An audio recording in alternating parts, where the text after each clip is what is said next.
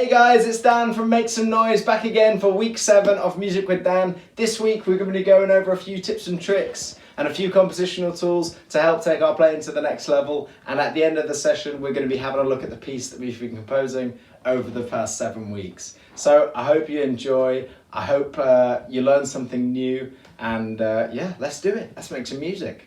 Hey guys, first things first, you want to be sitting comfortably. Sit at a chair with your back straight, your feet placed flat on the ground, and so that the keyboard's at a height and a distance where your hands aren't too far over the top or too far underneath like this. You want a nice domed kind of shape to your hands like this so that you can play nice and comfortably. The first thing we're going to look at is keyboard fingering. So that's making sure that each of our fingers is playing the correct keys so that we can play scales and melodies comfortably. So I'll quickly draw around my hands to show you.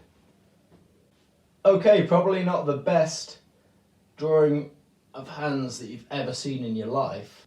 That is exactly how my hands look. Okay, cool. We've got 1, 2, 3, 4, 5 going on the right hand, and we've got 1, 2, 3, 4, 5 going on the left hand. So let's start off with a scale. Let's start with our C major scale. So that's starting, we'll write it down here. That's starting on a C, then D, E, F, G, A, B, C. Now we're going to assign numbers to each of these notes so that we know which finger to play them with. And we're going to go thumb, 2, or the index finger, 3, or the middle finger, and then we're going to go back to 1, and I'll show you why right now. So, if I ignored this and I tried to play a C major scale, I might go something like this.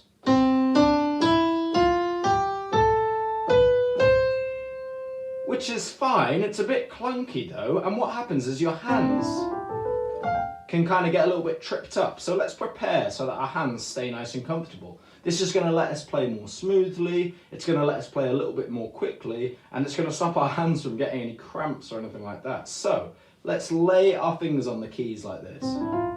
Okay, cool, so we're going to go 1, 2, 3, and then as you can see on the F we're using finger 1 again, so we'll go. So did you notice that little tuck there? I went 1, 2, 3. And then I tucked this thumb underneath, nice and smooth. You want 1, 2, 3, 4, 5, 6, 7, 1. Or reading out the numbers of the fingers, 1, 2, 3, 1, 2, 3, 4, 5. Okay, so nice and easy. And we can go back down, but on the way back down, we're going to have to use third finger, second finger, first finger to end the phrase. So we can go 1, 2, 3, 1, 2, 3, 4, 5, 5, 4, 3, 2, 1, 3, 2, 1. This works really well with all the white keys. Sometimes if a phrase is starting somewhere else, like in our song, we get. Notice I'm playing that so that it's comfortable. I know that the lowest note I'm going to use is this one, the A, so I'm kind of playing over an A minor shape. You know, there isn't really too much of a right and wrong. The least effort and the best way to practice would be... And it might feel a little bit unnatural at first, you might want to go... But if you do use those little fingers, then you have all of those notes available so you can quickly press them. Now you might have noticed sometimes when you're trying to play a chord like C major, if you've already laid your fingers out correctly, then they're just going to land on the correct keys already to play the chord. So I'm using 1, 3 and 5 for C major, not 1, 2 and 3. Because if I'm doing 1, 2 and 3 and I wanted to add a note or change a note in the middle of the chord, I can't that smoothly and easily. But if I do this, I can, because it's right there, nice and accessible and easy for us. Okay, so let's really quickly apply this to a chord progression. We've got C, E, G, G, B, D, A, C, E, F, A, C. Okay, cool. And I've just kind of roughly found out some positions that feel comfortable for me to play. Fantastic. Now let's make it sound more interesting.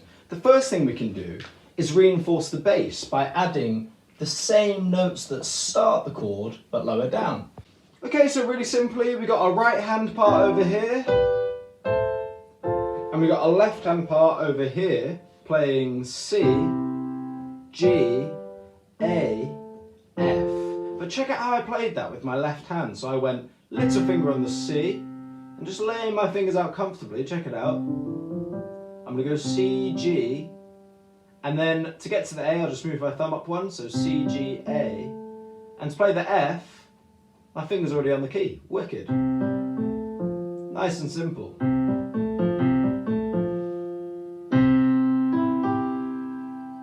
Lovely.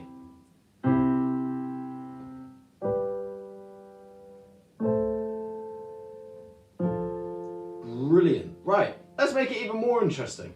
Let's make it so that the left hand doesn't necessarily play the first note in the chord, because it doesn't have to. Remember, there's no rules in music. So, let's just make it an E. We'll pick that note, we'll pick another, our left hand we want it to be nice and smooth, so we'll pick another note near it, E, D, E, D, E, E again. What have we got to choose? What's near an E? Oh, an F. We'll give them the first of the chord. So we're using the third of the chord, the fifth of the chord, the fifth of the chord, and the first of the chord. We're still playing the same chords, but we're giving them different notes so that our left hand is almost playing a line of its own. So it's going to sound a little bit different. Let's hear it. Oh, lovely. I mean, all I've done is taken the E and put it in the left hand, and already that chord has more suspense, more mystery, it's more delicate than, you know, it's just got a little bit more to it, so we'll keep that. So our left hand is starting to sound pretty cool, right? We've got E in the bass, D in the bass, E in the bass, F in the bass. Really lovely. Let's just spice up the right hand a little bit, because I'm getting a bit fed up of the way that these chords just move around in blocks. So, just so that it's nice and simple to start, we'll leave our C major chord the way we found it. But this G, B, D, if we're playing C, E, G here, we've got a B and a D right next door to the C and the E, right here. So I can play B, D, G, and although the notes are in a different order, I am of course playing the same chord. Right? So I'm either taking the bass and putting it at the end, or I'm taking the third and putting it at the beginning. A bit like we did in the first chord, so it's going to sound pretty nice because we're doing similar things. Check it out, we've got E with a normal C in the right hand, and then we've got a D in the bass with this new B, D, G, a G major chord rearranged a little bit. So check it out, we voiced that chord differently. Starting to sound really lovely, and we're going to go back up to that E. Let's just play our A minor as we found it. And then we've got that F, so instead of jumping up to F,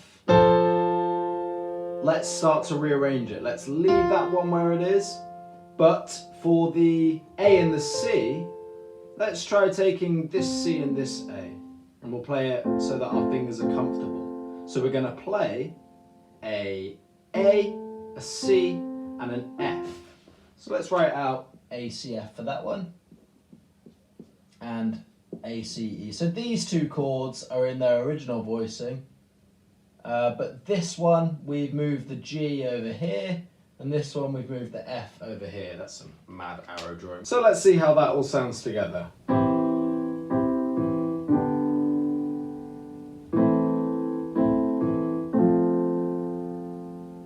Obviously, if we want to end, we might end on our C chord. That's going to sound nice from resolve. Okay, so now that part is starting to sound a little bit more professional. So actually, let's just get rid of all this.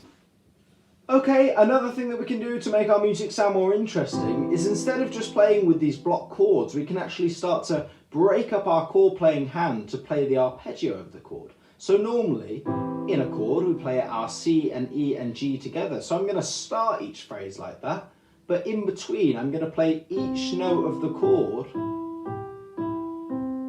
individually, any rhythm, any order I like.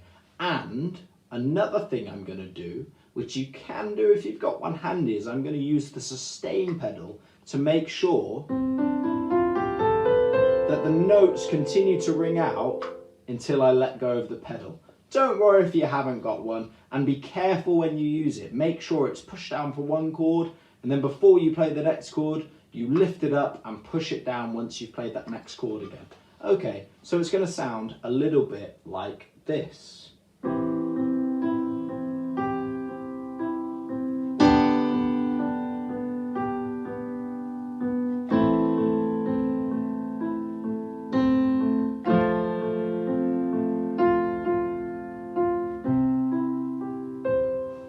Wonderful. So you might have noticed that what I did sometimes in that right hand when I was playing chords, towards the end or the beginning of phrases, I might play some of the notes a little bit harder than I've played some of the other notes. So in C, E and G, I play them pretty softly all together, and then I play those arpeggios. And then I let go of my pedal, and I go to B, D and G, push down my pedal. And you see how I hit that one really hard? So I've got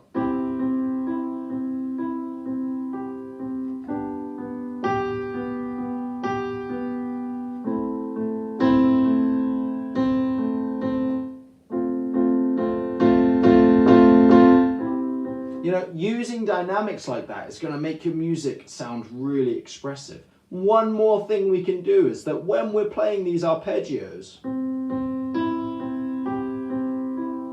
we can occasionally add notes that are not in the chord to pass between chords, or maybe we'll end up writing a melody that way. Let me be honest with you, I'm not a keyboard player by trade, I just know these few tips and tricks and I wanted to share them with you. And once you know them, you can really start to have a lot of fun with the keyboard, okay? It can be a beautiful compositional tool, and you can really start making stuff up that you might really like with it.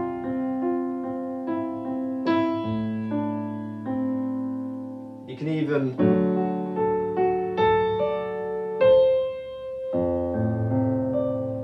add in chords that might not necessarily be in there. Normally 2 would be a minor, D minor, made it a D major for a second there. Just go at this and have as much fun as you like, and the possibilities are completely endless. Okay, great, so now we got these tips and tricks under our belt, let's put them to practice. Get yourself behind a keyboard and experiment with them. Enjoy yourself, see what you can create. In a moment, we're going to hear the piece of music that we began work on in the first few weeks.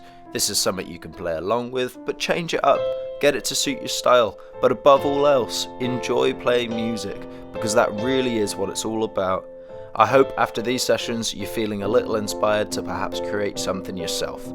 Take care of yourself, enjoy, and I'll see you again soon.